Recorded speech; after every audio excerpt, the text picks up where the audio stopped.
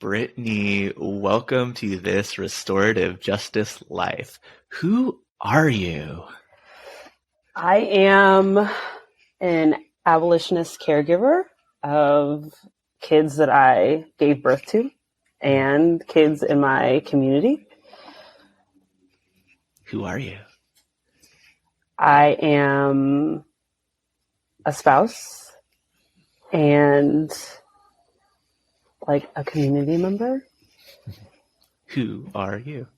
I am a Black, Indigenous woman, born and raised in Los Angeles, California. Who are you? I am a huge superhero nerd. Star Wars, Marvel, DC, all of it. Who are you? I am a bookworm.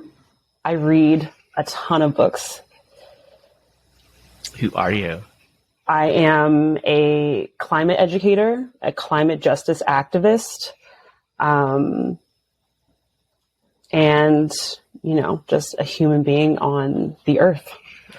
Who are you? I am Brittany Jefferson. I think you might have actually done 7, but I lost track on my fingers, so I'm going to give you one more. Who are you?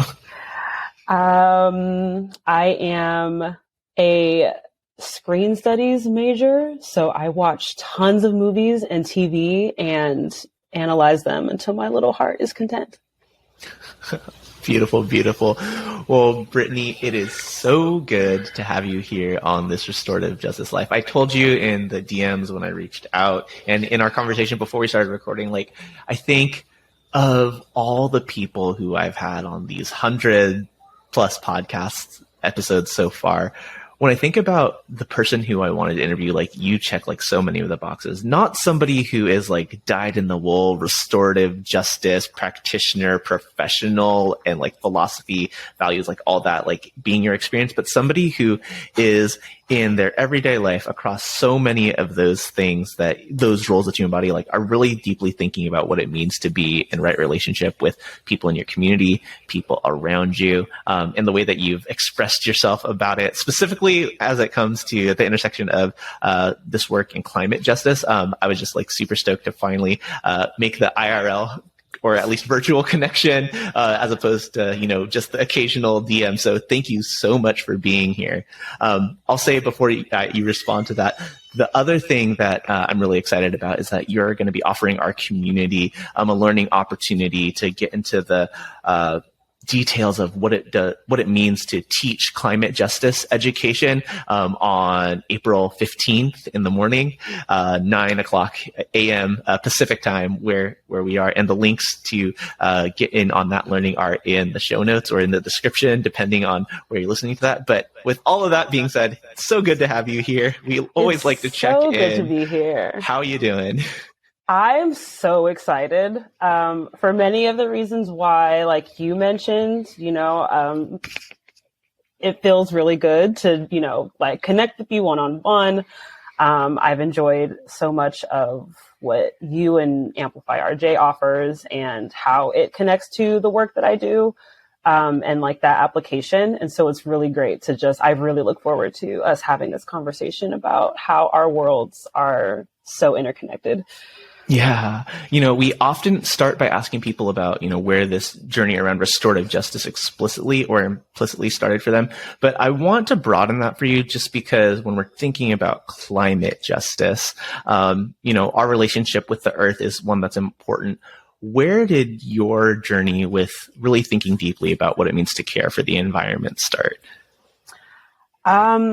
Childhood. Honestly, I was raised by my mom with help from my aunt, and they are both, very big on nature, being out in nature, taking care of nature. My mom is one of those people that, like, if there's a bug in the house, she will not kill it. She will catch it and she will take it outside. My aunt is also like straight up Dr. Dolittle, like all the stray cats, and like is feeding the raccoons and the possums, and like they really just raised me to honor life of all beings, and not just humans. And so I think that really is what started my, journey as a person who wants to stay connected to nature. Yeah, that's so, when we talk about restorative justice, capital R, capital J, there are like the formal ways that people have been ingratiated into this work, sometimes from their upbringing, sometimes from indigenous perspectives, sometimes from, taking a training or a course. But when we talk about like capital C, capital J, climate justice, it's also really similar in that people have been taught from their families, from indigenous traditions, from lots of different places that this is our home. Let's take care of it. Let's not be exploitative. Let's not do things that are actively harming. And in the modern late stage global capitalist world that like we live in, everything that we do, so many of the things that we do have like unintended consequences and repercussions of this because of the ways that we're so interconnected. As you started to grow older, what were some of those connections that you were seeing between like human behavior and the way that the earth was continued to be hurt, harmed, and, us feeling the impacts of that? Yeah. So, I mean, I grew up in the 90s, and there was a lot, in mainstream media, there's a lot of like reduce, reuse, recycle, lots of conversations about nature and like different, like those personalities like Steve Irwin and like Jack Hanna, and like people who, kind of talked about like conservation, and things like that. And so I always kind of knew that nature was important. I also knew that it was, essential to life and our very existence. And, I also was very studious. And so everything that I learned in science class and everything I learned about Earth kind of, really made me, just think about like our place as human beings. And I also am just naturally curious and inquisitive. And so I always thought about like, well, why do I have to have a job? Like, why do we live in cities with paved roads? And like, why are we so disconnected from nature? And, how did that happen? And so, I think like as I grew up and, went through college and, kind of started learning about climate change specifically, I started really seeing how throughout human history, we became disconnected, more and more disconnected from nature, and how we kind of viewed ourselves as like on top, and, like kind of looking down on the natural world and not really thinking of ourselves as a part of it. And so, I started really learning about like the vast impacts of our modern society and capitalism and industrialization of the world, like through The Inconvenient Truth, the documentary Inconvenient Truth. And I was like, oh, whoa, like we're about to cause an apocalypse. Got it. Okay. Like we have to do something different. This living completely separately from nature is not working. And we are, as a result, harming ourselves by, being so extractive and like depleting all of the natural things that are around us. Yeah. One of the things that you told me in our like time right before we started recording is that when you learn all of those things, when people learn all of these things, when you say like apocalypse, right? People, and maybe you like felt paralyzed, like, well, what the hell am I supposed to do about this? How did you evolve from like those feelings of like, oh my gosh, these are insurmountable problems, like we're all fucked, to like, oh, these are some of the things that I can actually do. These are some of the things that like I want to move and help other people move towards? I think when I became rooted in understanding that first, like my positionality as a middle-class American, someone who was born and raised in a Western nation that utilizes so many more resources than people on other continents, and how like my privilege as someone who has had kind of like a softer existence, a more comfortable existence, that like that doomism is really, you know, just kind of rooted in that privilege. And so learning from, you know, Indigenous Africans, learning more about the history of colonialism and its impact on, you know, the Western Hemisphere, and how communities have been dealing with the extractive practices for centuries and how they keep going, I think is what kind of gave me more of a reality check, where it's like, okay, you don't really have room to be overwhelmed because, sis, you've been comfortable. You've been able to kind of live your life and, you know, navigate the world as an American teenager, you know, while like putting things on the back seat when other people have like, it is essential to their survival. And so that has really made me be like, oh, you know what? I think I need to like look past myself, and I need to look past my own anxieties for the future, and, you know, kind of realize that people are being impacted, their lives are being impacted today, and they always kind of have been. And that climate change is not really a future thing. It's a now thing. And I also am only one person. I am a drop in this, you know, vast ocean of people in this like collective. And so I can only do what I am in control of, and I can only control my own sphere of influence. And I think that it brings things a little down to earth, because everything can feel so vast and so, you know, complicated and so out of reach. But just, you know, like remembering that, you know, there are many people out here who are trying to do the same thing. And so finding that community is also very helpful. And I also will say that it's not really a linear journey. I still have moments. I still deal with, you know, anxiety and depression directly related to, you know, climate emergencies. I, you know, have engaged in disordered eating because of climate related issues and like how I process those things.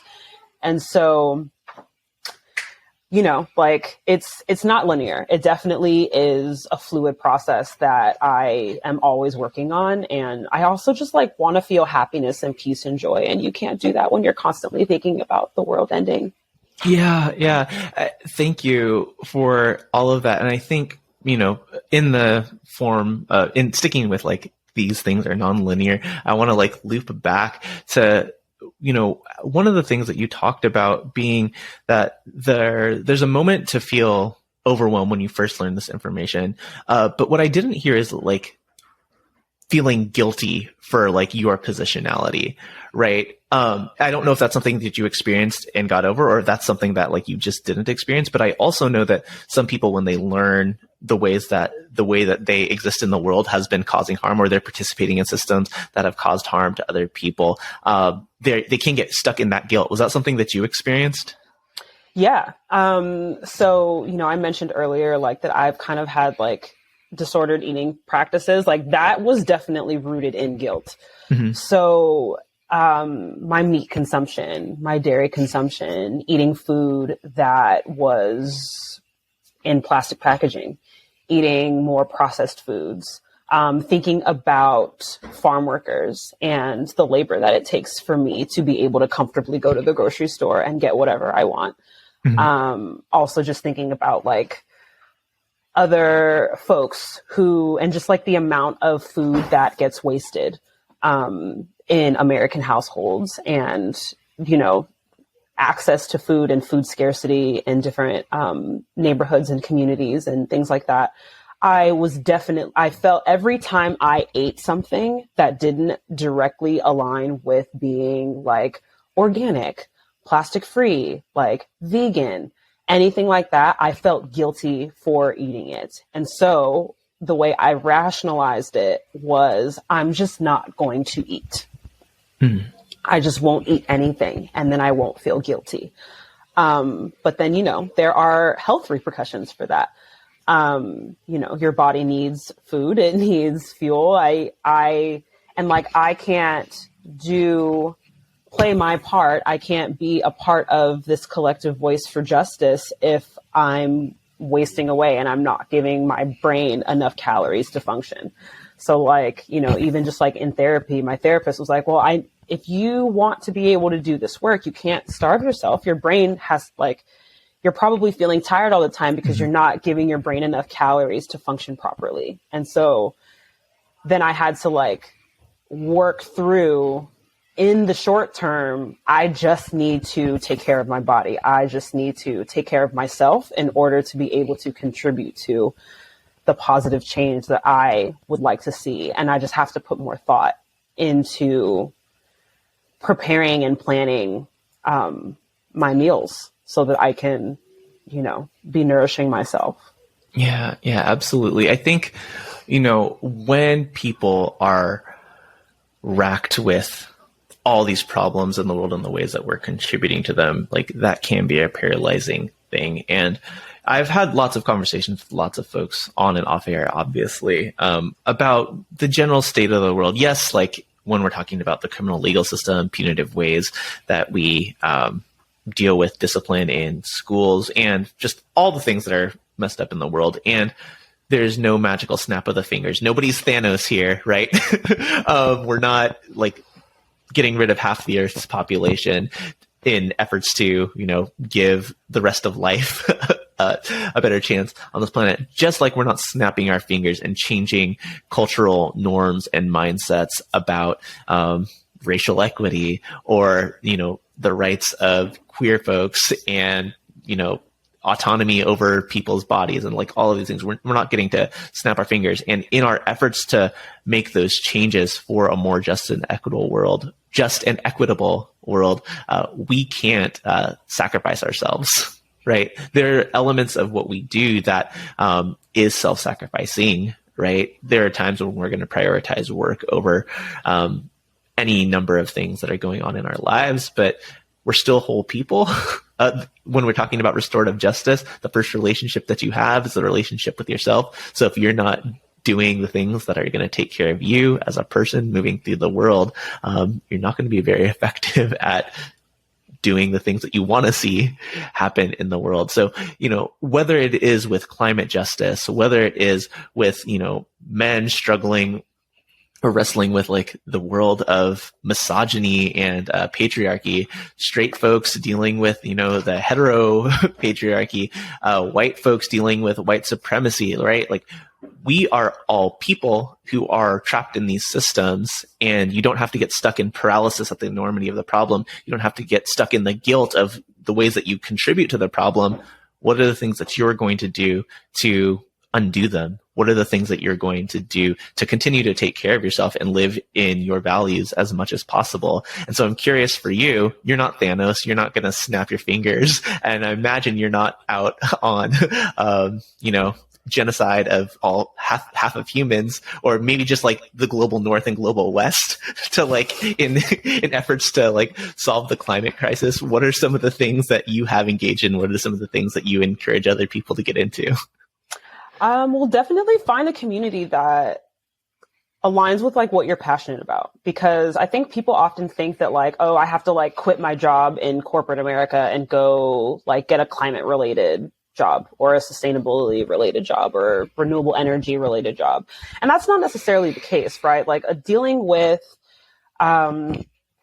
addressing climate change infiltrates all aspects of our lives. So if you are passionate about marketing, if you are in PR, right? Like how can you use that and, have some good PR for the environment? How can you, if you're an artist, if you're a creative, how can you incorporate that into your work? And it's a lot of like how I educate my students, right? Like you don't have to, everything doesn't have to be focused specifically on something that is like related to the earth, because like our very existence is the earth, right? Our human communities are the earth. And so, find things that you are passionate about, find other people who are also, passionate about those things and are within the same, sectors as you, or have the same hobbies or skill sets as you do.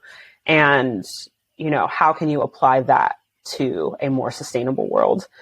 I also like engage people in like looking up solutions, right? Like what we know is that the solutions are there. We have them. This is not, we don't have to wait until certain technology is developed. We don't have to, wait on the billionaires of the world to figure out something to save us.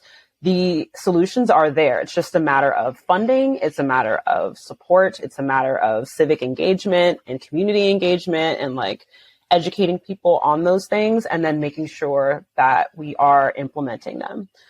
And then also just like take time to rest and be still and like be outside and connect with nature, because ultimately like it has, positive effects on our bodies, positive effects on our mental health, but like genuinely just being outside is, you're feeding that connection to the earth. And I think that like, as much as we can kind of divest from that grind culture of capitalism as well, and just like taking care of ourselves, that will also kind of open up our imaginations to be able to like radically imagine what we want to see and give us this like path that we can work towards. Yeah, I really appreciate that first part of what you were talking about, where it's like you don't have to drop everything and like radically change your life, like quit your job, find a new thing. That might be for some people, right? That's not for most people. And even like the tactics that you talked about, like finding the places where it makes sense within the context of your life is really helpful and really important, right? Because the communities that people have, that's where you're going to be able to have the most impact, right? With people that you know. And when I think about, the intersection of doing this work within the context, like doing restorative justice work, right? Overnight, quitting your job and finding a position as a restorative justice coordinator, restorative justice facilitator, restorative justice community educator, right? Like that doesn't exist in so many spaces. And so, there might not be like a climate justice position for like the teachers at your school, right? But like as a teacher within the context of your school, what are the things that you're teaching your students? What are the conversations that you're having with your colleagues? What are the conversations that you're having about the vendors that your school is working with, right? What are the ways that you can have those conversations that will promote people thinking about these things a little bit more, right? Because as individuals, we don't necessarily have all the answers to these problems, and people in our communities have wisdom that we might not have that will help us get to solutions, or at least harm reductive steps that will, help preserve this planet for a little bit longer, make the conditions livable, safe and comfortable for life in general, but humans as we've existed for the last couple thousand years. Exactly. When I think about climate justice, and my experience with this work, I also grew up in the 90s. Of course, like the reduce, reuse, recycle is something that's like burned into my brain. But I think one of the first things that I really identified as climate justice was Greenpeace and their like eco-terrorism efforts, right? And when I think some people hear climate justice, that might be what comes to mind for them. And I'm not here to say that any way of naming harm or identifying harm is wrong or bad. I will say that I'm not here sponsoring or like promoting eco-terrorism. When you think about the practices and values of restorative justice as a way to move through the world, how does that intersect with the way that you think about having conversations about climate justice and pushing people who might not want to do things that are in the best interest of the planet to think a little bit differently?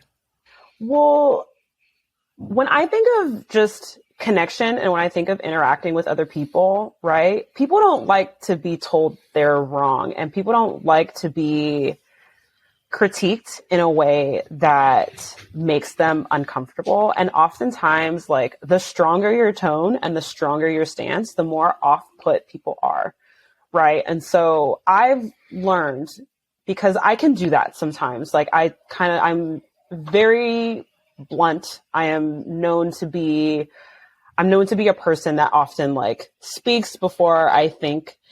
And I also can like, I've, also been told that like I'm a bit like combative. And so it's something that I've always just kind of like thought on and reflected of like, how can I be more like welcoming in my message so that I have people who want to be on board, not because I've guilted them or shamed them into being on board.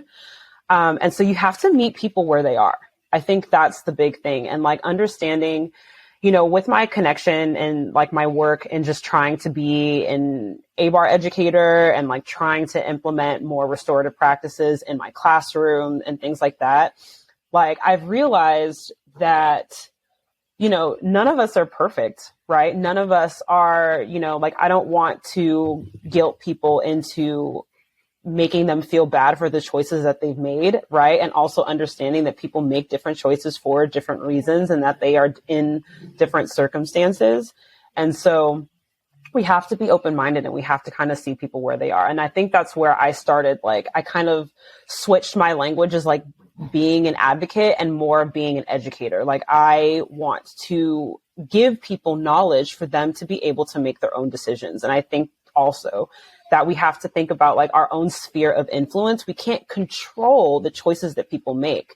What we can though is influence them to decide for themselves that they want to do something different. And so welcoming people into, this worldview of justice, everyone who is willing to participate in climate justice work, right? We need everyone to do that. And so if we're making people feel guilty or ashamed for the choices that they've made, or we are, telling people that the way that they're doing things isn't the right way to do things, then we risk putting people off from the movement altogether. And that's not what we want either. And also I think accepting that people are going to choose their own path, right? There are 8 billion people on the planet. And so that means that there are 8 billion different paths to climate justice, and people can kind of take in their own interpretation of what that means for them and take a path that works best for them in restoring their connection to nature, in restoring biodiversity on the planet, in restoring, equity and justice and, sovereignty to groups of people whose sovereignty has been stripped away. Yeah. A couple things came up for me when you were talking at the beginning, right? Thinking about the body that you're in and the ways that the words like abrasive, harsh, like angry would be used when people hear words from you as a Black woman, right? And having to make the calculation for yourself for the sake of this message, like maybe I'm not being abrasive, maybe I'm not being loud or angry, maybe this is just how people are receiving me. The choice to like soften in order to help people hear what you're trying to say to them. How do you navigate that versus if you can't hear me and if you can't take this from me, like F you, you're the problem. Right. I mean, it's definitely been a lot of self-reflection. Because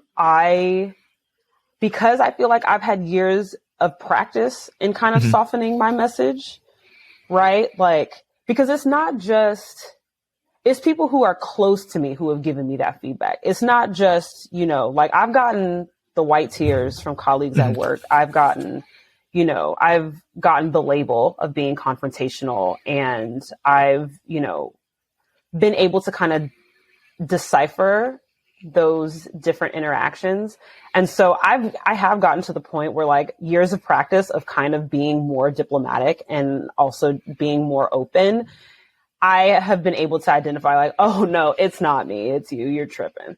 And so I do think though that it is a gray area and it is very difficult to navigate as a Black woman in a field that is also, dominated by, white female majority. And so I think that, just like years of practice have kind of been able to help me understand like the nuance of those types of interactions. And I think I'm much better at being like, oh no, it's not me. Yeah. Yeah. The other thing that came up for me is like, what's the difference between softening versus watering down? What you have to say? Yeah. So I think like when I'm thinking about softening, right, versus watering down, like the message stays the same. And it's like the delivery that changes, right? So oftentimes, rather than like communicating things, I think for me, it's all about tone. And it's about what tone I use to express what it is that I am saying.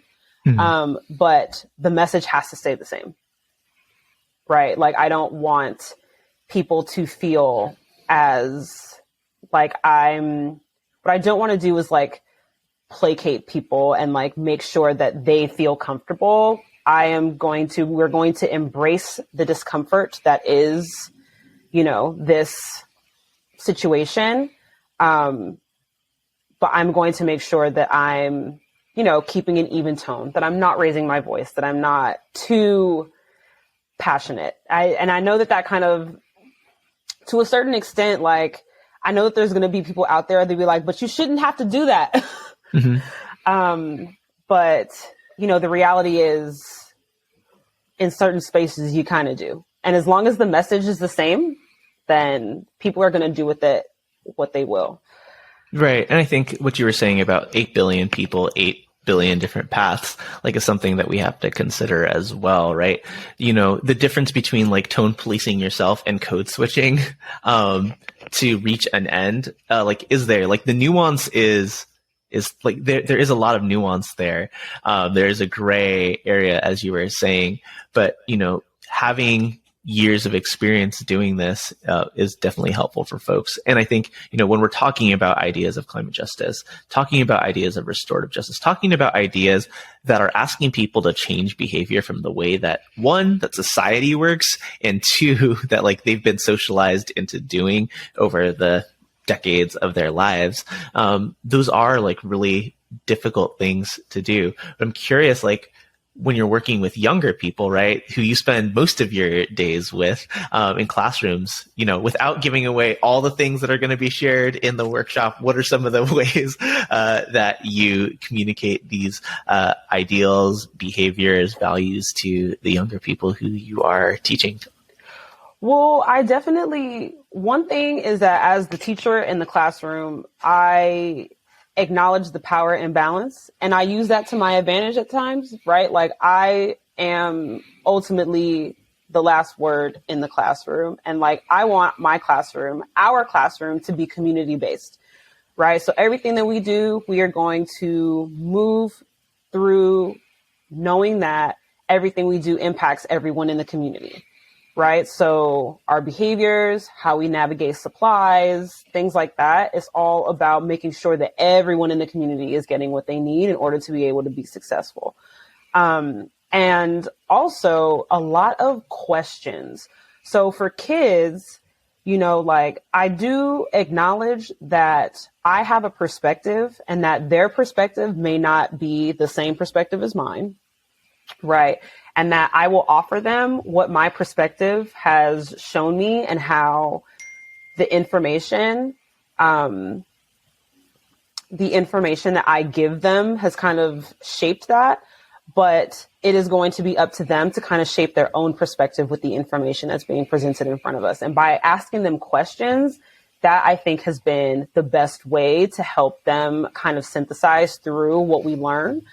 And so being strategic about what I am asking them and how I'm asking them to look at the texts that we're reading, the videos that we're watching, the content that I have to teach, is how I try to get them to think about things through a justice lens, or getting them to think about things through, a climate related, worldview, and one that leads us to sustainability and one that leads us to justice. So as you're teaching young people, young people who are students in classrooms are still people. And like, so these examples might be applicable to other contexts when people are working with adults, right? when you're introducing concepts of climate justice and climate change to young people, there's not necessarily an argument like rooted in facts that like somebody can argue, right? And, you know, you've shared that there's not generally a lot of opposition to having those types of conversations. But when we're talking about other justice issues, what are some of the opposition that you do come up with, and how are you then navigating that? So one question that I do get a lot is why white people are often portrayed so negatively in our discussions. And I think that it's really important for us to unpack. During class, we often talk about identity, we often talk about culture, and we talk about dominant culture, and like we acknowledge different heritage months, and like, well, why do we have Latinx and Hispanic Heritage Month? Why do we have Black History Month? Why do we have AAPI Heritage Month? Like, why do we have these things? And getting students to think about, well, we're often taught about the many things and the many contributions that white folks have contributed to our modern society. But what we don't often talk about is different people of various groups, right? We often talk about the history of colonialism and, you know, American independence in a way that is celebratory and is, you know, kind of glorifying. But like, for who? Who is celebrating, you know, the birth of America? How were various groups impacted by these historical events? So you can present historical events in a very factual way, and just make sure that students are open to understanding that what was beneficial for one group of people was not necessarily beneficial from another group of people, or what we thought of as progress or what we think of as progress may not be thought of as progress to another group of people. And also just acknowledging that there are various worldviews, there are various ways of moving through the world, and understanding that the values of the dominant culture are not the right values. They are just the values that the dominant culture holds. And so let's acknowledge, and let's also teach about other value systems that are around. And so I think that that is what's been really helpful in making connections for students, especially like in a historical context, right? Because like I teach about climate change in social studies more than I do in science. Because it's really a story about human history, more so than I think people understand. And so social studies is really a great subject where you can have students having these conversations about historical events and how it impacted living things on the planet. I'm curious why students who are white don't make the connection.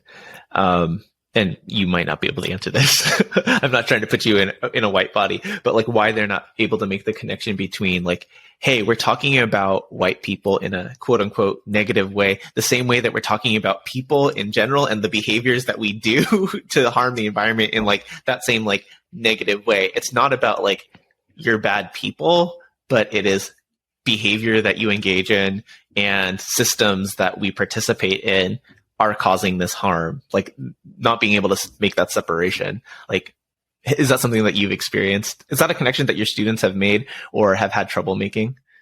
Yeah, I think that some have had trouble kind of making that connection. I also think that students are often, especially, you know, this young, I think they're often not able to really disconnect themselves.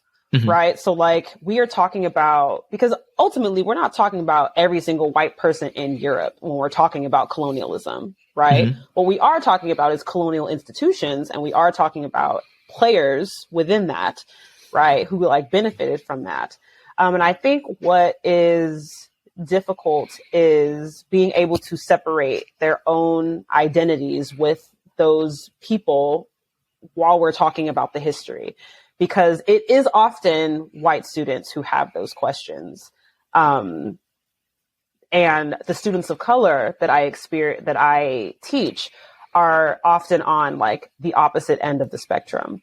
You know, where students are kind of like, yeah, they like did these things and made these decisions, and we're all just supposed to be grateful about the way things are. and because their identities are more rooted in the erasure, then they are then able to better make that connection. So I think it's difficult for students who are in white bodies to be able to separate like their own identities from the identities of the figures that we talk about sometimes. Yeah. And I mean, you and I and everybody listening to this both all know that, right? It's not just like children who have difficulty breaking down those connections between individuals and institutions, but it is like something that is really important to provide space to do that. I'm curious, you're somebody who has experienced restorative justice work through the lens of Amplify RJ. And I don't know what your formal introduction to restorative justice work has been, but are there any other connections between the way that you approach your classroom, approach the way that you move through the world that have been influenced by restorative justice philosophy, practices, ways of being? Well, I first was put onto RJ, like when I first became an educator, and understanding that, how suspensions and expulsions impact students. And so I think that like the biggest thing that has really impacted how I move through the world is just how I want to connect with people I spend time with.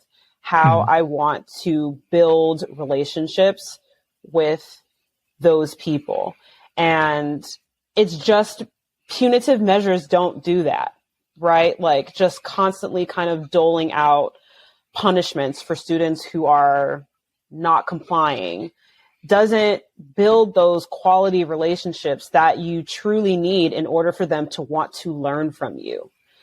And so I just have really just wanted to make sure that I am connecting with the human beings that I am in contact with and making sure that those strong connections are what dictate how I communicate with them, how I guide them, and how I have them think about their choices or their actions and how it impacts other people. So it's really just like relationships, connection, and wanting to really have strong bonds with people around me.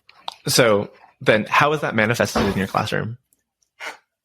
Once I really started focusing on that, like building relationships with students and not building compliance in students, I have noticed that I have had much stronger relationships with students than I've ever had, like in my career. I guess like what would it have looked like before and does it look like now? Okay. So, I mean, what it looks like now is lots of just open-ended discussions. Like we talk a lot about just random things. I think like having our classroom environment be more flexible, right? Like providing students with flexibility.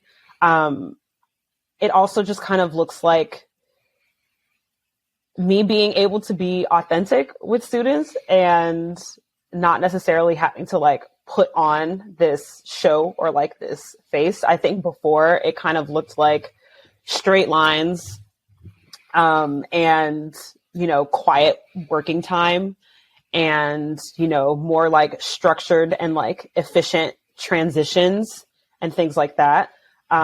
Where now I think I've kind of embraced flexibility and embraced, students, everybody kind of doing what they need to do in this moment.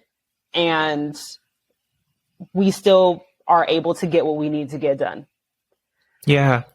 When I hear that and when others hear that, it might sound like, oh, your classroom's just a free-for-all. Everybody's doing whatever they want at whatever time. And, there are critics of restorative justice. And there's a new article every other month, it seems, or every other week, rather, where like there are all these critics of restorative justice, specifically as it manifests in schools. What they're saying is restorative justice doesn't work. And what I think is happening is like there are a bunch of people being super permissive and not restorative. And so how do you build maybe not like the rigid walls and lines and structures, but how do you build the environment for this is how we want to be together, and within that there are all the ways that you can be? Well, at the beginning of the year is definitely like we kind of talk about, and I actually learned the strategy that I'm about to mention from going to a workshop with Britt Hawthorne about building community and like community expectations at the beginning of the year and kind of allowing students to have a voice in that. Mm-hmm. Right. So it's like, we do have expectations. We are here to learn. We are at school. There are things and there are objectives that we have to meet.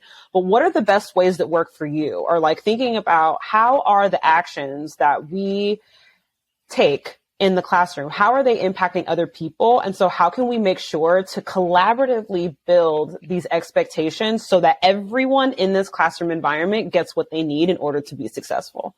And so I think that like, and you know, it's a process, right? Like we build our expectations at the beginning of the year, we revisit them throughout times of the year, and like we reflect, how is this going? How do you feel? What is something that's been challenging for you? Or, you know, things like that, and allowing students to have a voice in and an opinion about their learning environment. I think oftentimes it's so top down, right? The teacher dictates, this is what I want to see in the classroom. This is what needs to happen because we need to get these things done.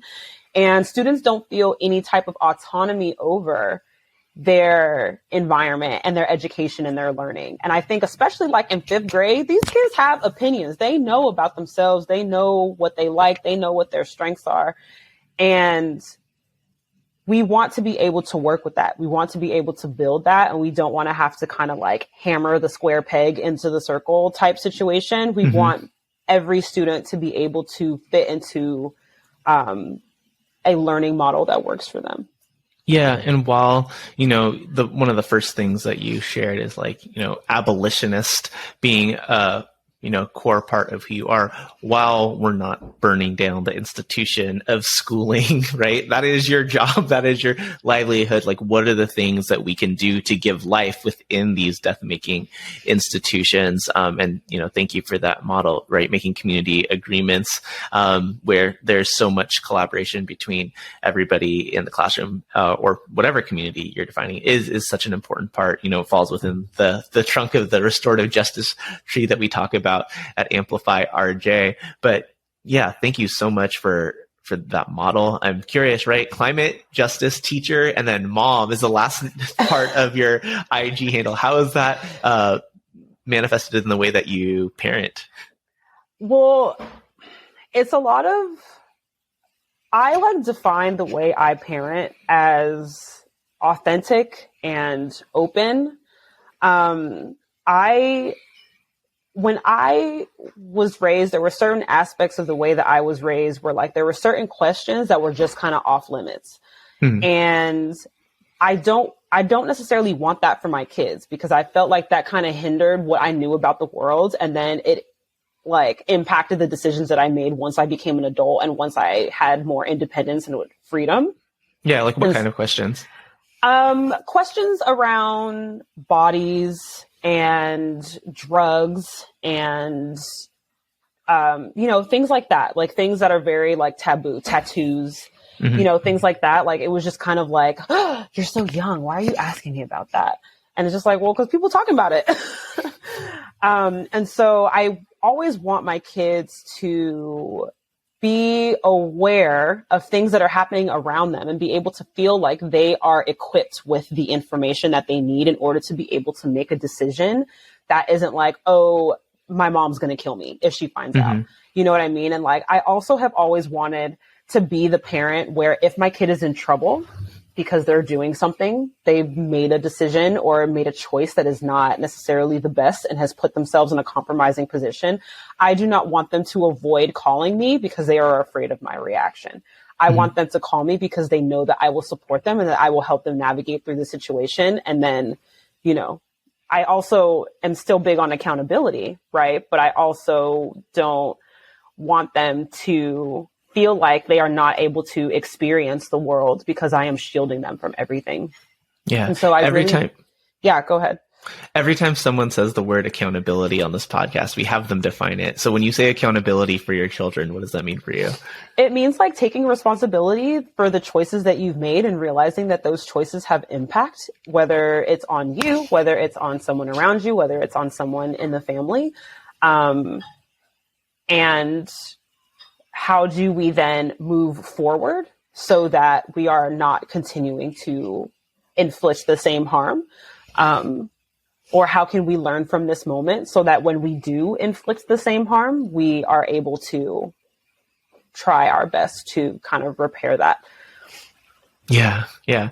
I think every time that we have someone define it, right, it's really important that we say this, because in all the things that are happening in our culture, the calls for accountability are often just veiled calls for punishment, right? People want the harm acknowledged for sure. And they want revenge or retribution for the person who did the bad thing, right? And we know that that's not necessarily going to be conducive to behavior change, right? Sometimes behavior change happens after punishment happens, but I wouldn't say that behavior change happens because punishment happens, right? We want to make sure that people are given the tools, the support that they need in order to make those changes. And then hey, you said you were going to make these changes, are you making these changes? If you're not making these changes, what is the additional support that you need to make these changes, right? And continuously follow up, right? So yeah, just that piece on accountability. It's easier to do within the context of your students or your children who you are with on the daily, and you have those relationships. When we zoom out and have larger conversations or with people who we are not in as close relationship with, sometimes that gets a little bit more tricky. And within the context of Amplify RJ, we're always talking about how restorative justice is not just about that repair of harm and repair of relationships, but how are we proactively building and maintaining those relationships rooted in equity and trust to prevent future harm. It's such a big part of it. So when you're talking about, being the parent who your kids will call because they know that you'll support them, that's that building. Those are those everyday things that you're doing to build those relationships. Are there any other restorative justice type things that are happening within the context of your parenting that come to mind? Yeah, so when I grew up, I often, when I was in trouble, I either got spanked or I was grounded. That's it. Those are that's the only two outcomes I would usually get. And they didn't really do anything. I maybe changed my behavior out of fear for it happening again, but not necessarily understanding the root of why. And so this is kind of where me being an educator and me being a parent definitely intersect at home. So I'll give you an example of just how I am trying to kind of build critical thought in my kids without just the punishment aspect. And so my son, for example, he's 13. He plays baseball, and this is his first year playing travel baseball. And travel baseball is a very intense, it's very cost intensive. It's also very time and energy intensive.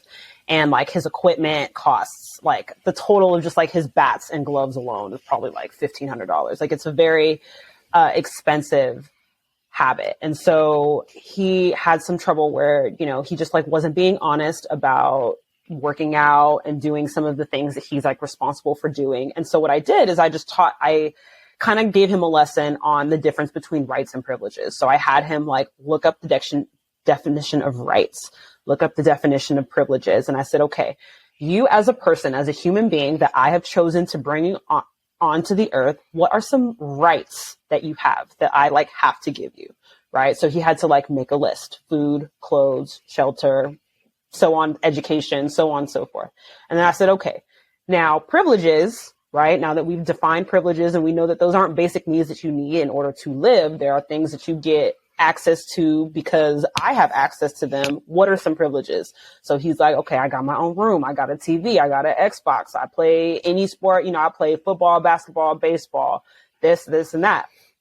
And then I said, okay, what are the responsibilities that you have as a member of our household community? What are some responsibilities that you have? So he started listing off his chores, his workouts, and things like that. I said, okay, how good? I want you to evaluate yourself on how well you feel like you meet those responsibilities without being reminded, without someone doing them for you, without being corrected, so on and so forth. So he gave himself a pretty low score. And I said, you have to be honest, right? In order for this to work, in order for this reflection to be meaningful. And so he gave himself a low score. And I said, okay, so now let's think about this, right? And then I had him calculate literally how many working hours it costs for his dad to pay for his equipment, to pay for taking him to tournaments and all of this. And so he like came up with this tally, and it's like, okay, this is how much it costs just for you to play baseball. That's not our mortgage. That's not groceries. That's not gas. That's not even like the amount of time, right? So just like, let's marinate on that. And let's think about that for a minute, about how much time and energy is just to cultivate this skill set or this hobby that you have, right? So now, how are we going to go forward? And like, how do you think that you can improve on meeting these responsibilities that we are asking you to meet as your parents?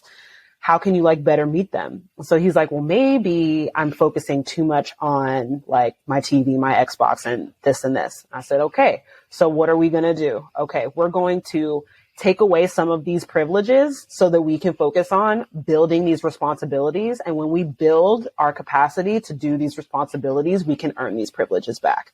And so that's kind of how we navigate. Like, it's not just like, oh, you did this thing, so now I'm taking away your Xbox, right? It's a process of really helping them understand that the Xbox is a privilege. You do not need an Xbox to survive. You don't even need an Xbox to be happy. Right? But you are responsible for these things as a member of our household and our community, because that's what it means to be a part of a community. So we're going to focus on these things right now. And then you can get the cherry on top and the frosting on the cake once you got the cake baked and you're able to implement those things more regularly and do those things more responsibly. Yeah. Thank you so much for the depth of that share. I think, you know, when I think about parenting, right, especially from the perspective of somebody who is a parent of a 1-year-old now, like applying these principles in a culture that is not really conducive to that is so difficult, so hard, right? Not the way that I grew up. And of course, you know, parenting norms change over, you know, the decades since I was that age.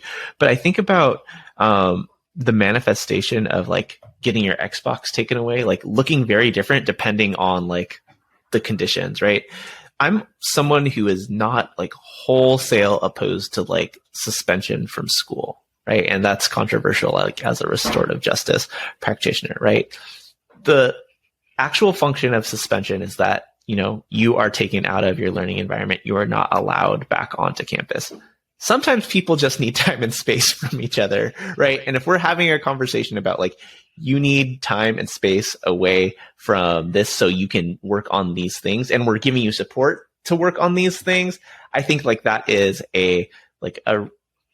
the healthiest version of what like a school suspension can be, right? You take away somebody's Xbox because you didn't do their dishes, they didn't do the dishes, or they didn't pick up their room, without having that conversation, without showing the importance of like being a contributing member of this household, without giving them the support to be like, hey, we love you so much. We want you to be able to do the things that you want to do, the things that bring you joy. These are the things that it takes for this to be able to happen. What are the things that you think that you need to do? Oh, what are the distractions? What are the things that we can help you focus? What are the ways that we can help you focus on doing the things that you need to do? Having that conversation in a collaborative way is a much more restorative way of saying like, no more Xbox for the next, however long, right? The end result of you're not playing Xbox is the same, right? But the way that you got to that does a lot for the relationship, right? Building trust, building in accountability, right? And then as a parent, like, are you following up on the things that you're going to say that you're going to do, right? Like, are you going to give them the support to do the thing that they say that you're going to do? If you catch them, like, sneaking in some Xbox, like, are you just going to let that go? Or like, are you going to actually follow up on making sure that, hey, what did we just talk about? And those conversations are what lead to us having these communities where people have the skills to, navigate conflict, navigate harm, build and strengthen relationships rooted in equity and trust, in a good way. So, thank you so much for that example. I'm just, my mind's racing with all the possibilities of any of the numerous things that my kid will get into over the years. And I know, right, just like restorative justice practice, the everyday nuances of parenting you learn as you go, but like being rooted in these values, being in communication with your parenting partners about, what are our expectations of each other? What are our expectations for the kids that we're taking care of? So important. Any other parenting, I know you've got 13 plus years of experience, but like, are there any others that like come to mind? I mean, I will say too that there are times where, I raise my voice. There are times where I'm not very patient. And so I do want to just be rooted in the fact that this is not all the time. There are times where, I'm tired or I'm frustrated or whatever. And I think that it's important for parents to be willing to apologize to their kids when they come out of themselves or when they aren't being as patient, because ultimately, my youngest is 4. And so that's little. And so, it's really, and he's just now trying to figure out his emotions and being able to express how he's feeling with words. And so I think that it's important, as an adult to model that. So, if I get upset or if I raise my voice, I explain okay, sometimes when people get really angry or really frustrated, they do things like yell. And that can be a little scary, or that can be something, and that's not my favorite way to communicate.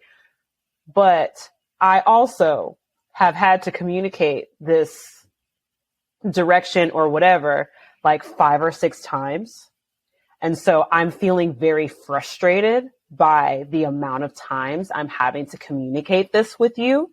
So how can we work on that? How can we, so I want parents out there to know that, the whole concept of gentle parenting or whatever, whatever you want to call it, where we're trying to build, better connections with our kids and be better communicators with our kids, is that we are not going to be perfect and we are not always going to do the restorative thing, but we can have a debrief after. We could talk about it after.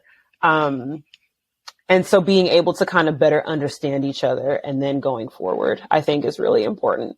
And reactions. I think one thing that I really try to hold on to is when my kids tell me something or they ask me something that makes me uncomfortable or makes me angry or something like that, I have to hold on to my reaction and I have to focus on listening to what it is that they're trying to communicate to me. Because if I just react, then they're not going to be comfortable coming to me in the future. Right. And I want my kids to come to me when they need something. I don't want them to be afraid to do that. And so being able to listen and take time to process before reacting and responding, I think is also really important. Yeah. When we think about, feelings and needs that people have when it comes to conflict and harm, right? That time and space is so important, right? And sometimes if it's even just a breath, right, that can be really helpful in helping us navigate all of that. We've talked around this for much of this conversation, but in your own words, define restorative justice. So when I think of restorative justice, I really want to dissect what those words mean, right? When I think of what it means to restore. And so restoring means strengthening my connection with the earth, strengthening my connection with nature, and becoming more rooted in our interconnectedness with nature and all things that have life. And so restorative justice to me is really navigating the world in a way that builds positive connections and builds strong connections with the life around me, no matter what shape that life turns into. So whether it's other humans, or animals or plants or, soil, it's really just about connecting to all of the things that provide us with life. Yeah. Thank you. As you've been doing this work, however you want to broadly define this justice work, what's been an oh shit moment? Either a moment where you like messed up and like wish you did something differently, or like, ah shit, yeah, I did that and it was awesome. My most recent like oh shit was I helped my school plan their first ever Black History Month event. And I wrote this excerpt about Blackness and the diaspora and the beauty and like of the Black diaspora, and watching some 7th graders read it in front of the community and just how that was received and just how the event as a whole brought our community together, and the gratitude that our Black community members felt, our caregivers and our students, that filled me with so much joy and just satisfaction of being able to have that space for them that hasn't been had before at our school. Yeah. That's awesome. You get to sit in circle with 4 people, dead or alive. Who are they? And what is the question you ask the circle? I think one of those people would have to be my grandfather.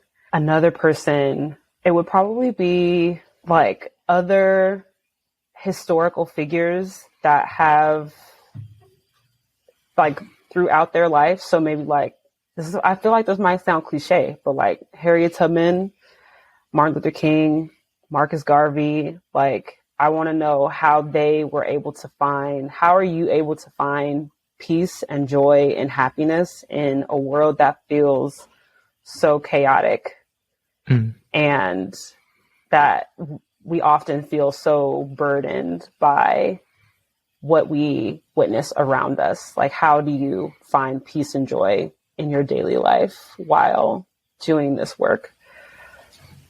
How do you find peace and joy, Brittany? Taking walks, going outside, writing. WRITING or RIDING? Right. Oh, yeah. WR. Yeah. Yeah. Yeah. Last 2 questions. Who's one person that I should have on this podcast? And as a caveat, you have to help me get them on. Ooh. I think maybe somebody from like Black Girl Environmentalist Organization, or like Leah Thomas. She's wrote the book Intersectional Environmentalism. And her connection between climate, like outside of the realm of education, like that connection between climate justice and like restorative justice, I've learned so much from her. Yeah. As you're saying that, I'm sure you read this book, and I don't know if you have any connects, but like Robin Wall Kilmer and Braiding Sweetgrass. Oh, yes. Yeah. It's like, I don't know that you have any ends with her, but like, like for this conversation about like restorative justice, indigenous roots, this work, the ways that we can continue to learn from the earth. Robin Wall Kilmer is the person that came to mind. But yes, Leah Thomas, I would love, I don't know that book, but you said intersectional environmentalism. I think it's intersectional environmentalist. So intersectional environmentalist, how to dismantle systems of oppression to protect people and the planet. Damn. Okay. All right. So Leah Thomas, you've been tagged. Looking forward to you helping me get her over here. I know we've got the workshop coming up on Saturday, April 15th, 9 a.m. Pacific, where, Brittany is going to go in more depth of talking about how you can teach about climate justice in education spaces, at the intersection of like restoring our relationship with the earth. But where else can people support you and your work in the way that you want to be supported? You can find me on Patreon at patreon.com/TeacherMomChronicles. And you can also find me on Instagram at Climate Justice Teacher Mom. Beautiful. And all those will be linked in the show notes or description wherever you're listening to this podcast. Thank you so much, Brittany, for your time, your story, your wisdom. We'll be back next week with another person living this restorative justice life. Until then, take care, y'all.